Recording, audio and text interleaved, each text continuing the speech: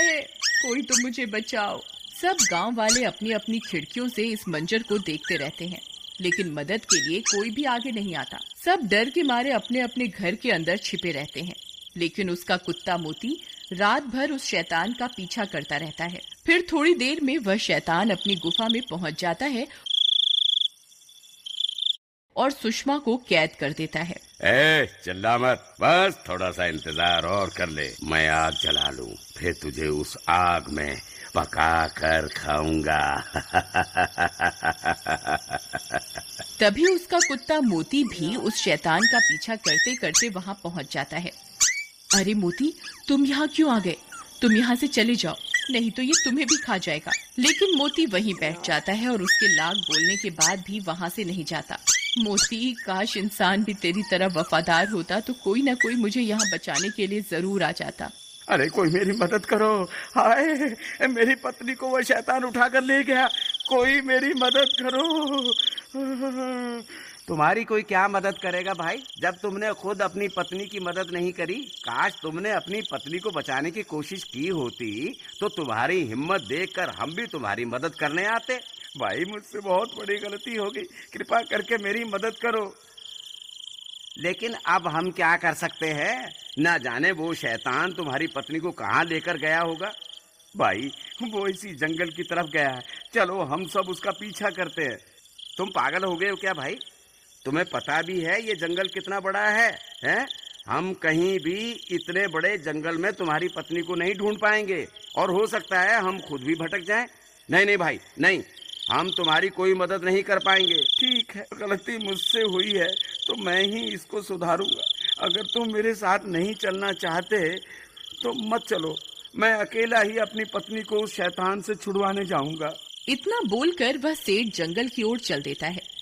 मोती, तू यहाँ से चला जा, तू मेरी कोई मदद नहीं कर पाएगा, ये शैतान आता ही होगा। अगर गांव वाले यहाँ होते तो जरूर मेरी जान बच सकती थी। फिर मोती सुषमा की तरफ देखता है और पलटकर वहाँ से भाग जाता है। सुषमा भी मोती को भागता देख खुश हो जाती है। भाग जा मोती, जल्दी भाग जा, तू यहाँ से कहीं दूर चला जा।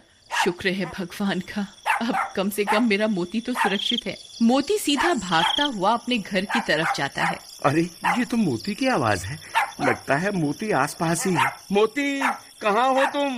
मोती, मोती, मोती, तुम कहाँ चले गए थे? तभी मोती सेठ की तरफ देखकर जोर जोर से भौंकने लगता है।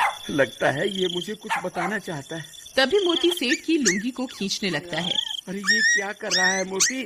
लगता है ये मुझे कहीं ले जाना चाहता है। कहीं ये मुझे सुषमा के पास तो नहीं ले जाना चाह रहा। मोती, क्या तुम जानते हो सुषमा कहाँ है? ठीक है मोती, मैं समझ गया तुम क्या बताना चाह रहे हो, लेकिन हम अकेले उस शैतान का सामना नहीं कर पाएंगे। फिर वो दोनों भागकर वापस गांव जाते हैं।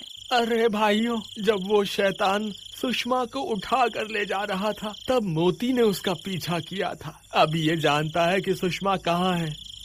कृपा करके मेरे साथ चलो, हम सब मिलकर सुषमा को बचा सकते हैं। देखो भाई, हम तुम्हारे ऊपर तो विश्वास नहीं कर सकते, लेकिन हमें इस बेजुबान की वफादारी पर पूरा भरोसा है। हम जरूर चलेंगे, चलो अभी चलते हैं। वहीं दूसरी तरफ वह शैतान खंजर लेकर सुषमा की ओर बढ़ रहा होता है। हे ऊपर वाले, अब बस तेरा ही आसरा है, हो सके तो किसी को मेरी मदद के लिए भेज दो। तभी उसे मोती के भौंकने की आवाजें आने लगती हैं। वह शैतान भी हैरान परेशान हो जाता है। अरे मर गए रे, ये इतने सारे लोग कहाँ से आ गए? इनके हाथों में तो मशाल भी है। लगता है मुझे यहाँ से भागना ही होगा। हे ऊपर वाले, तेरा लाख लाख शुक्र है, तूने मेरी सुन ली। तभी सब गांव वाले हाथों में मशाल लेकर वहां पहुंच जाते हैं। वह शैतान इतने सारे लोगों को हाथ में मशाल लिए हुए देखकर डर जाता है। फिर वह शैतान वहां से भाग जाता है और सुषमा भी आजाद हो जाती है। मोती, तुम वापस आ गए मेरी जान बचाने के लिए। अगर तुम्हें कुछ हो जाता तो? सुषमा, मुझे माफ कर दो, मैं तुम्हारी मदद नहीं कर पाया।